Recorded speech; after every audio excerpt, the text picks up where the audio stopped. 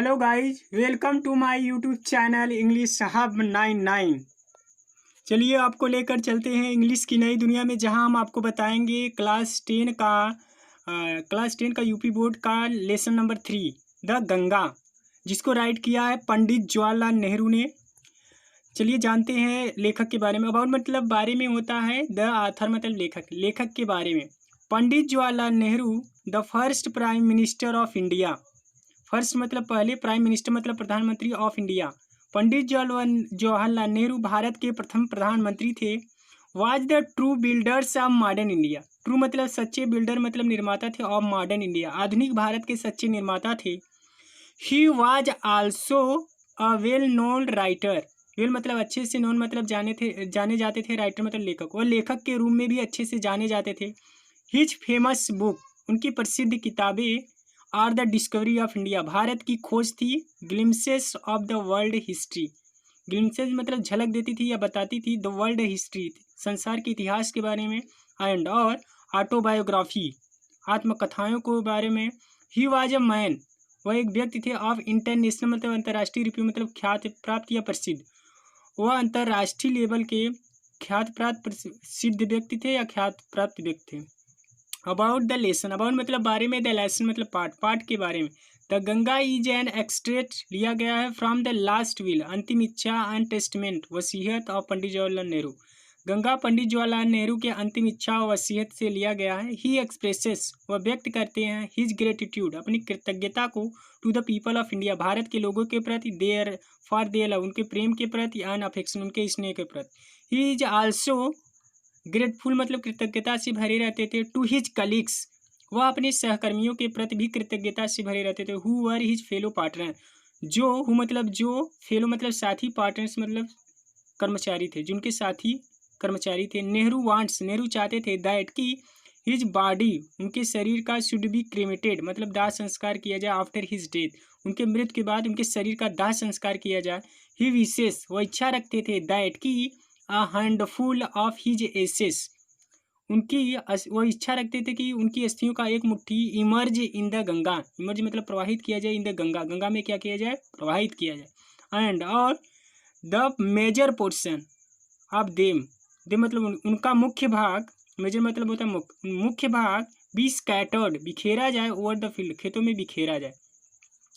I have, यहाँ से चलिए मेन पार्ट, यहाँ से हमारा जो ये द गंगा चैप्टर का मेन पॉइंट, मेन हेडिंग यहाँ से स्टार्ट होता है paragraph. I have received, receive मतलब प्राप्त किया है, सो मच बहुत ज़्यादा, लव मतलब प्रेम, एंड अफेक्शन मतलब स्नेह, फ्रॉम द इंडियन पीपल भारतीय लोगों से, मैं भारतीय लोगों से बहुत ज़्यादा प्रेम और स्नेह को प्राप्त किया है। अफेक्शन मतलब होता है स्नेह, सो मच मतलब बहुत ज़्यादा।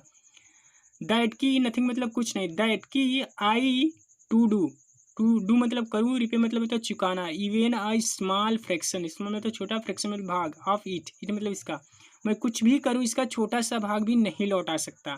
एंड और इंडीड वास्तव में, there can be no repayment, repay मतलब चुकाना होता है या अदा करना, आप सो प्रीसियस, सो मतलब बहुत, प्रीसियस मतलब कीमती, आ थिंक मतलब चीज, एज अफेक्शन मतलब स्नेह, और स्नेह जैसी बहुमूल्य चीज़ को वास्तव में, इंडीड मतलब वास्तव में भी, स्नेह जैसी बहुमूल्य चीज़ को नहीं लौटाया जा सकता। मेनी हैव बीन एडमायर्ड, कईयों द्वारा प्रशंसा किया गया, एडमायर मतलब सम हैव बीन रिवर्ड, कईयों द्वारा सम्मान प्राप्त किया गया, रिवर्ड मतलब सम, बट लेकिन the affection of all classes, affection मतलब स्नेह, ऑफ ऑल क्लासेस सभी वर्गों से, ऑफ द इंडियन पीपल भारतीय लोगों से, हैज कम टू मी जो मेरे पास आया है, इन सच अबेडेंट मेजर प्रचुर मात्रा में, दैट की I have been overwhelmed by it, overwhelmed मतलब बहुत खुश हूँ, बाई इट इससे, मैं इससे बहुत खुश हूँ।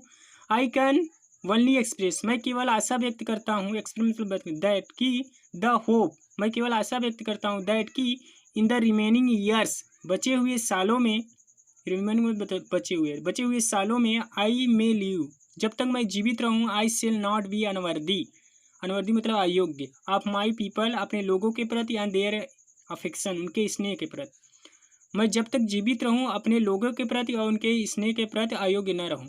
To my innumerable comrades and colleagues, to my innumerable मतलब असंख्य, कॉमरेड मतलब साथी, एंड कॉलिग्स मतलब सहकर्मी, मेरे असंख्य साथी और सहकर्मी, आई ओ मतलब रीडी हूँ, एवर ए डीपर डेट, फिर मतलब तो बहुत गहरा, और गहरा, डेप्थ मतलब होता है रीड का, ऑफ ग्रेटिट्यूड मतलब कृतज्ञता।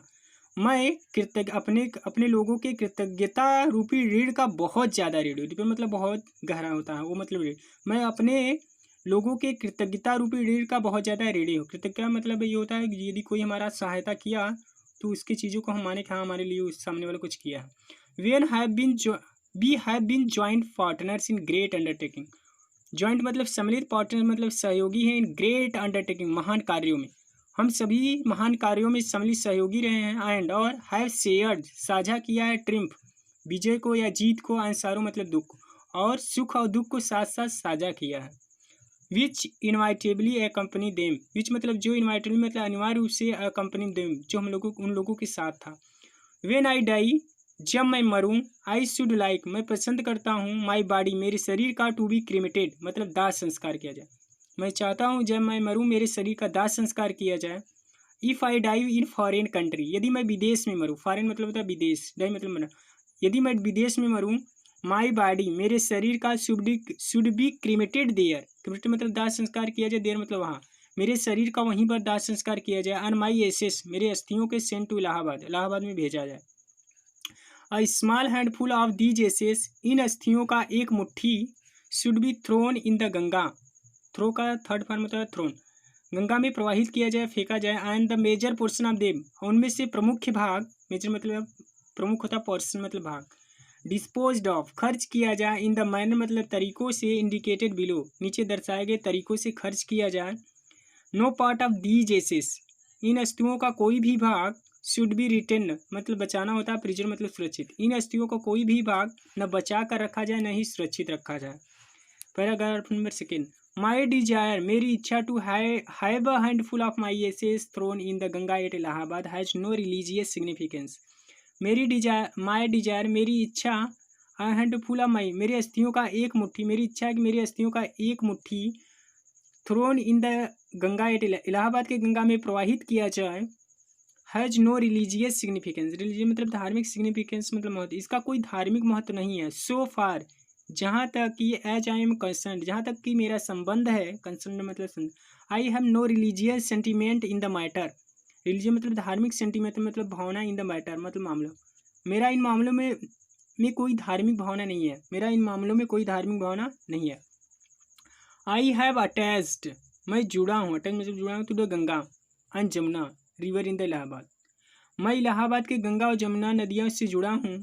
एवर सिंस माई चाइल्डहुड बचपन से। And as I have grown older और जैसे जैसे मैं बड़ा होता गया, ग्रो का थर्ड फॉर्म होता ग्रोन, जैसे जैसे मैं बड़ा होता गया, दिस अटैचमेंट यह जुड़ाव हैज आल्सो ग्रोन बढ़ता गया और भी बढ़ता गया।